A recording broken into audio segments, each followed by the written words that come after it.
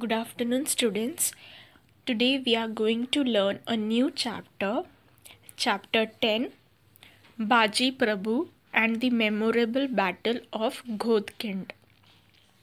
In this lesson, we will learn the sacrifice of Baji Prabhu for Shivaji and his kingdom Swaraj.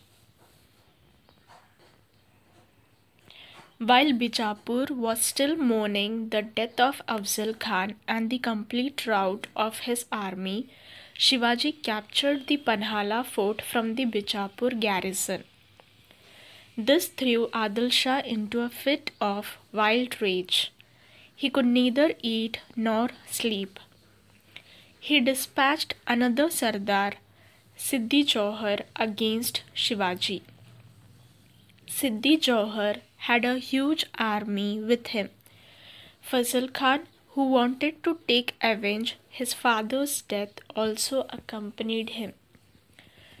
So students, Afzal Khan was Adil Shah's most powerful general and all of Bijapur was shocked. And Shivaji's activities did not stop there. Shivaji moved ahead and captured Panhala fort. Adil Shah was so angry he did not know what to do. Shivaji just had to be stopped. He held an emergency meeting with his courtiers and then approached Siddhi Johar for help. Along with him was Afzal Khan's son Fazl Khan. Fazl Khan wanted to take revenge of his father's death. Siddhi Johar was brave but ruthless. He was a strict discipliner. He laid siege to Panhalgarh and confined Shivaji within the fort. The rainy season was approaching and Shivaji thought that once the rains came, Siddhi Johar would lift the siege. But Siddhi Johar did nothing. With the arrival of the monsoon, he further tightened the siege. Now Siddhi Johar was a brave man and he laid siege. Siege means when army or soldiers surrounds a castle or city or a building to attack. So Siddhi Johar men came fast. They quickly stood in a circle around the fort of Panhala to attack Shivaji. Shivaji was trapped inside in his own fort. Shivaji thought that this siege would be lifted when the rains came, but it got even tighter. Supplies in the fort were running out. Shivaji was in a fix. Since he could not force Siddhi Johar to lift the siege by an open battle, he decided to deceive Siddhi Johar by a clever ruse. He sent a message to Siddhi Johar to the effect that he would shortly surrender the fort. Siddhi was happy. Now the food stored on the fort was getting over. The brave Marathas on the fort could not last long without food. They would die of starvation and hunger. Shivaji was really worried. Shivaji made a clever way to stop this attack. What he did, he sent a message to Siddhi telling him that he would surrender the fort. And this made Siddhi very happy. Siddhi's troops were already tired of the long siege. They were very pleased to hear that Shivaji agreed to surrender.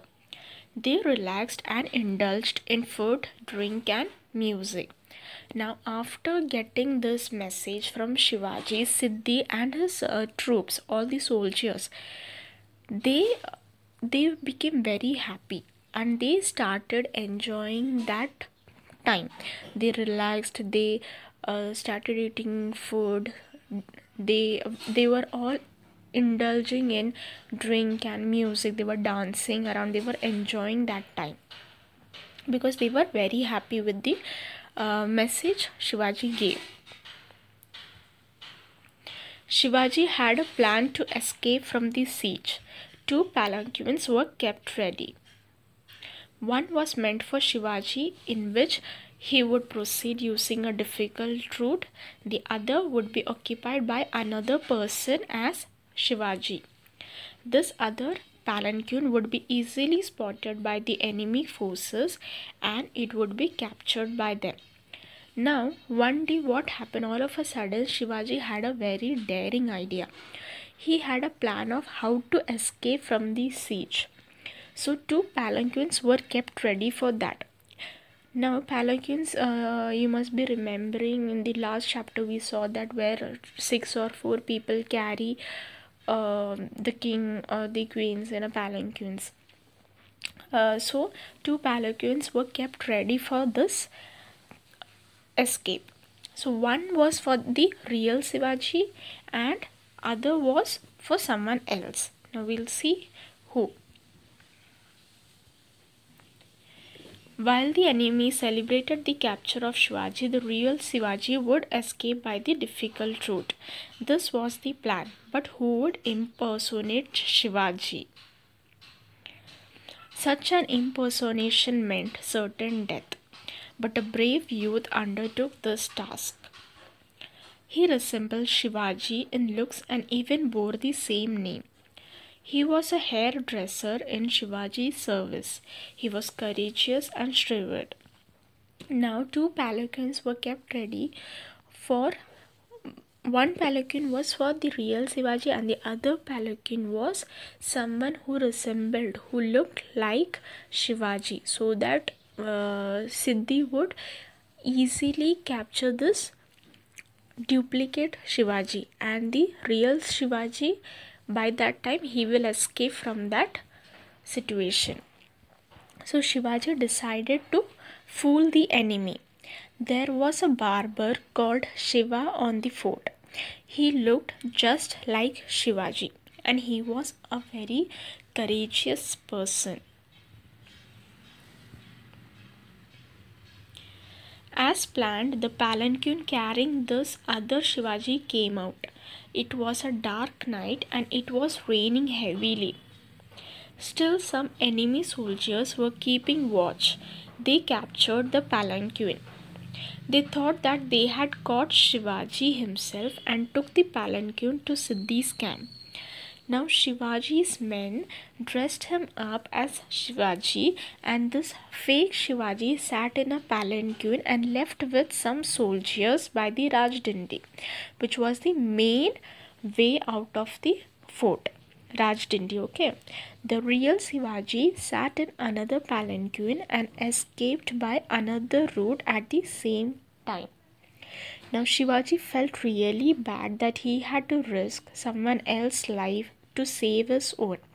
But for the sake of Swaraj, he really had no choice but to make this plan possible.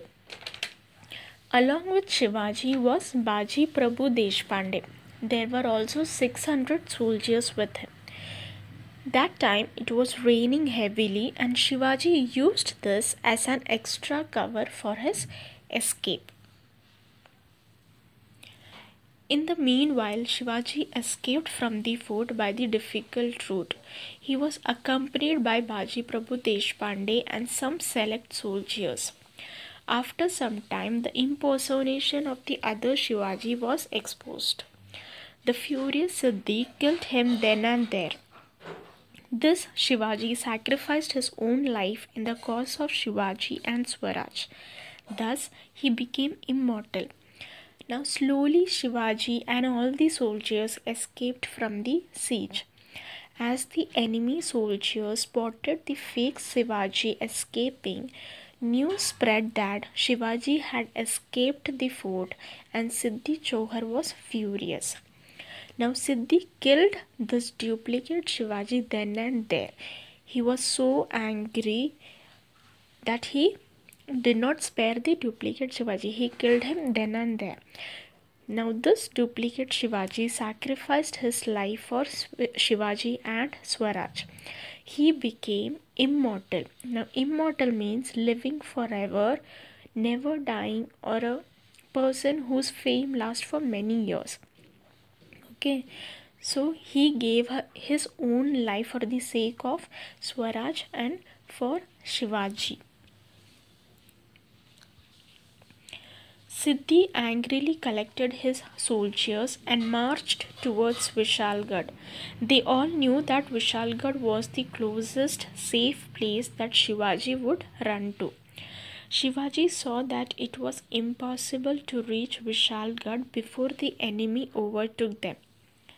As Shivaji neared the Ghodkin Pass near the Pandharpani stream, he came to know that the enemy had surrounded Vishalgarh as well. Shivaji was now in a jam. What was he to do? Now Siddhi angrily collected his soldiers and marched towards Vishalgarh because he knew that Vishalgarh was the closest safe place where Shivaji would move to. The men carrying the palanquin were running fast. They were constantly changing so that the tired ones would not slow down. Now the distance between the Panhala fort and the Vishalgarh fort is about 70 kilometers. So you can imagine how long it would take to reach there just running. Through a spy, Shivaji got the news that Siddhi Masood was chasing them. His soldiers forgot how tired they were and started running even faster. Baji Prabhu said, Maharaj, you must proceed to Vishalgarh. Take a handful of soldiers with you. I shall defend this pass and will not let the enemy cross it. Shivaji did not want to leave this brave man here to face the enemy all by himself. Shivaji did not want a man like Baji Prabhu to die, but Baji Prabhu forced Shivaji to go.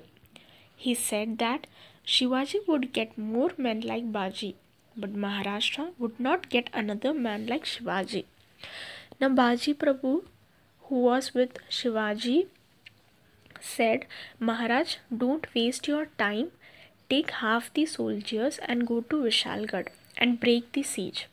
I shall stand here in this pass and see that the enemy does not cross it. Now Baji Prabhu told Shivaji Maharaj that you go to Vishalgarh and take some of the soldiers with you. The other soldiers will stand with me and they will guard this pass with me. But Shivaji said, let us face the problem together. You have already put your own life at risk and done so much for me.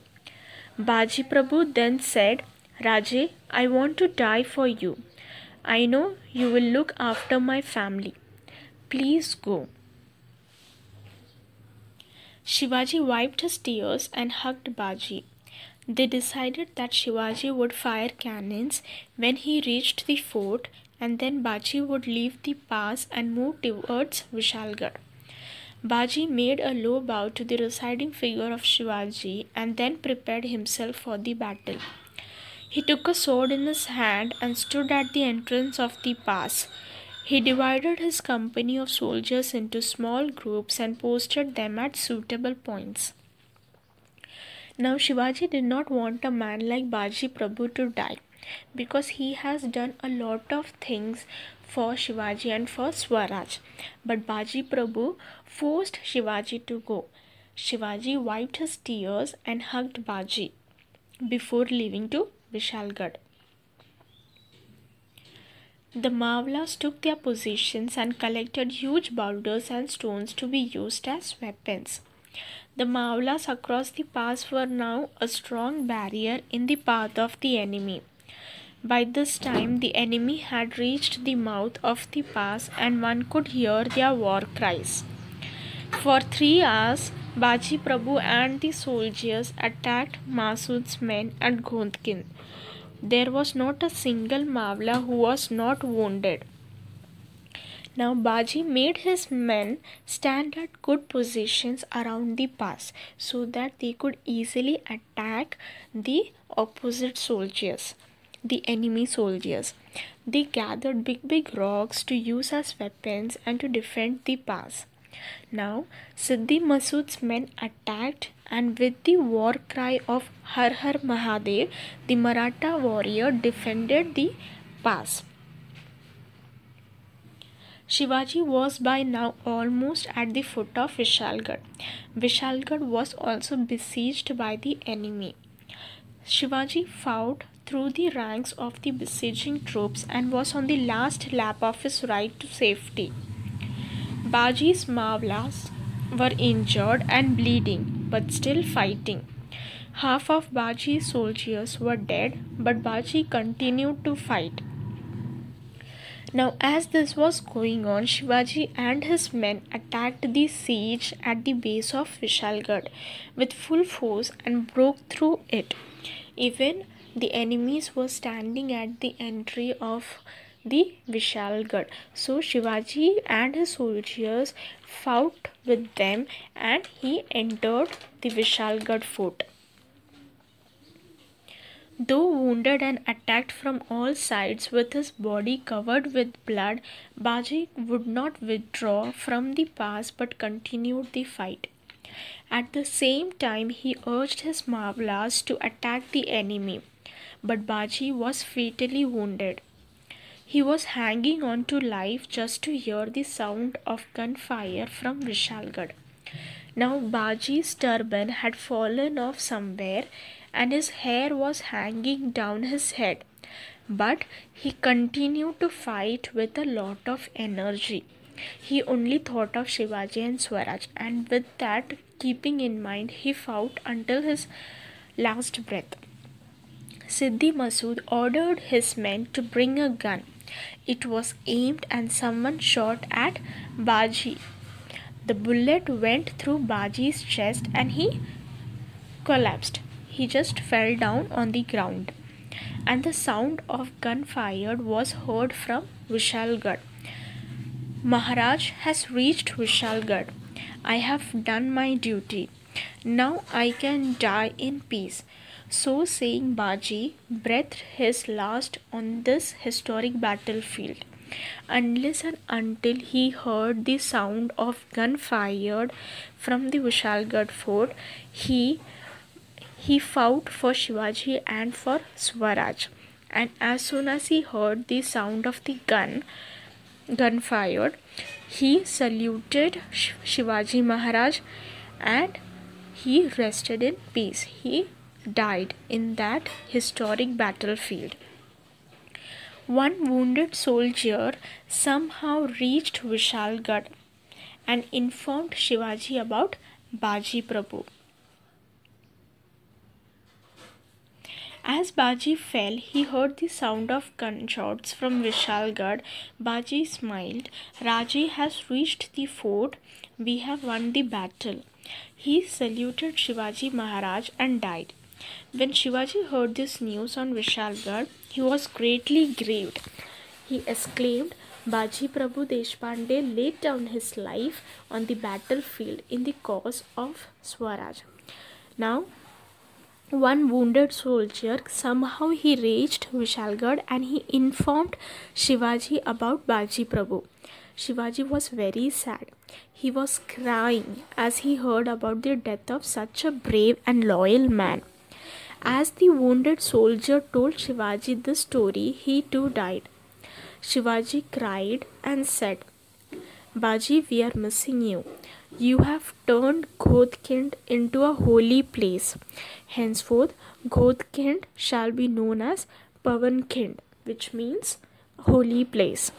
It had become a holy site for the Marathas due to the heroic sacrifice of Baji Prabhu and his men.